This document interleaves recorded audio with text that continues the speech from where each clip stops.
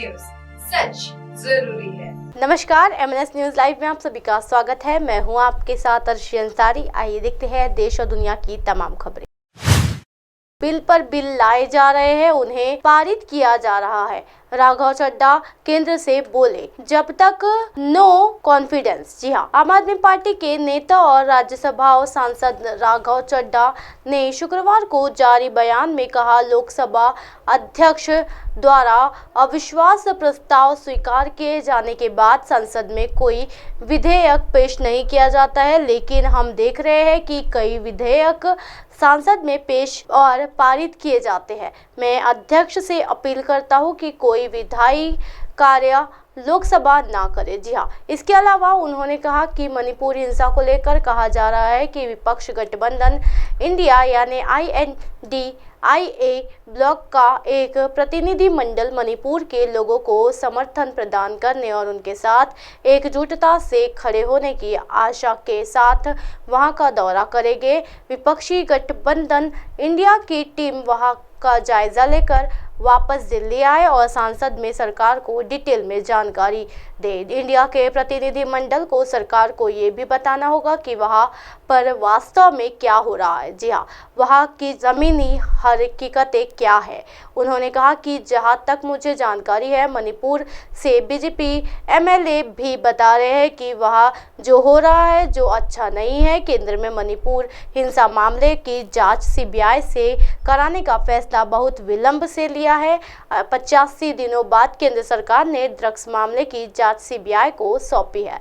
केंद्र से आप सांसद के सवाल। जी हाँ, राघव चड्ढा ने आगे कहा है कि मेरा केंद्र और बीजेपी से 2 सवाल है। पहला सवाल, अगर मणिपुर 2 लोकसभा सीटों वाला राज्य नहीं होता, लेकिन उत्तर प्रदेश जैसा 80 सीटों वाला राज्य होता या मणिपुर बिहार की तरह 40 लोकसभा सीटों वाला राज्य होता, तो क्या केंद्र सरकार में के मंत्री या PM मोदी अभी तक वहां नहीं आए होते?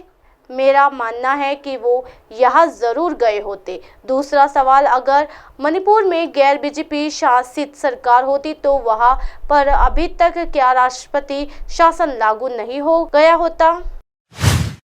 मणिपुर पर अखिलेश का BJP पर तंज, कहा भाजपा को अपने खिलाफ लाना चाहिए या अविश्वास प्रस्ताव। जी हाँ, मणिपुर में बीते 78 दिनों में फैली हिंसा को लेकर सत्ता पक्ष और विपक्ष आमने सामने है। PM मोदी के सांसद में बयान को लेकर जहां विपक्ष अड़ा है और अविश्वास प्रस्ताव लाकर सदन में PM मोदी के भाषण पर जोर दे रहा है, वहीं दूसरी ओर विपक्ष को डेलीगेशन मणिपुर का दौरा करेगा। जी हाँ, आने वाले लोकसभा चुनाव 2024 को लेकर भी विपक्ष इस मुद्दे को लेकर मोदी सरकार को घेर रहा है। इसी क्रम में मोदी सरकार के खिलाफ विपक्ष अविश्वास प्रस्ताव लेकर आया है। बता दें, गुरुवार को अखिलेश यादव और डिम्पल यादव ने संसद पहुंचकर विपक्षी दलों के गठबंधन इंडिया से मुलाकात। सपा प्रमुख अखिलेश यादव ने इस मामले में आज ट्वीट कर एक बार फिर भाजपा सरकार पर हमला बोला है। अखिलेश ने कहा है कि मणिपुर में जो हो रहा है वो तो इतना विध्वंस है कि भाजपा सरकार को नैतिक और राजनीतिक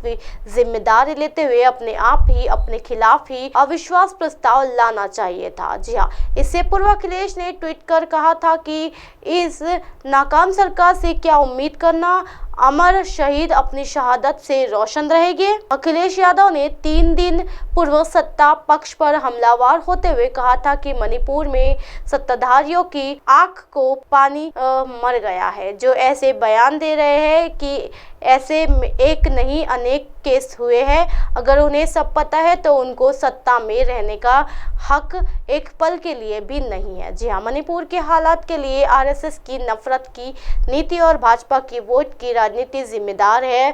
बहन बेटियों के परिवार वालों, अब तो भाजपा की ओर देखने तक ये पहले एक बार जरूर सोचेंगे। इससे पहले अखिलेश ने कहा था कि मणिपुर में सभ्यता को चीरहरण हुआ है और संस्कृति का पालन पतन।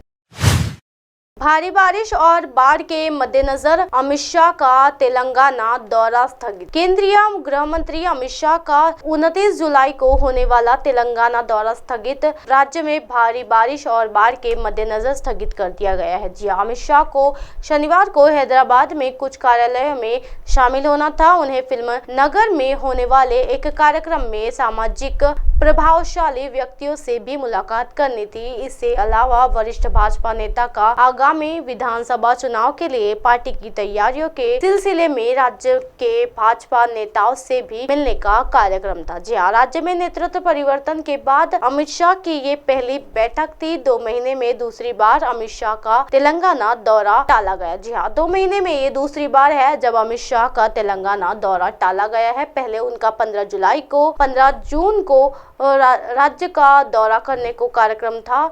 शाह को सम्मान खम्म में एक सार्वजनिक बैठक को संबोधित करना था। हालांकि पश्चिम तट विशेषकर 3 राज्यों महाराष्ट्र, गुजरात और राजस्थान में गंभीर चक्रवाती स्थिति के कारण शाह की यात्रा स्थगित कर दी गई थी। वो स्थगित रूप से बचाव कार्यों की निगरानी कर रहे थे। केंद्रीय मंत्री जी किशन रेड्डी को हाल ही में भाजपा का नया प्रदेश अध्यक्ष नियुक्त किया गया था। बंदी संजय कुमार की कार्यशैली से नाखुश नेताओं के एक वर्ग द्वारा केंद्रीय नेतृत्व में शिकायत के बाद उन्हें अध्यक्ष पद से हटा दिया गया था। 2 महीनों में ये दूसरी बार है जब अमित शाह को तेलंगाना दौरा स्थगित हुआ है। पहले उनका 15 जून को राज्य का दौरा करने का कार्यक्रम था। शाह का खम्म में एक सार्वजनिक बैठक को संबोधित करने के कार्यक्रम था। हालांकि पश्चिम तट पर विशेषकर 3 राज्यों महाराष्ट्र, गुजरात और राजस्थान में गंभीर चक्रवाती स्थितियों के कारण शाह का दौरा स्थगित कर दिया गया था। इसी तरह की दिन भर की तमाम बड़ी खबरों से फिर कराएंगे आपका रूबरू। तब तक देखते रहिए MNS न्यूज नेटवर्क। मेरे साथ यानी अर्शी अंसारी के साथ नमस्कार।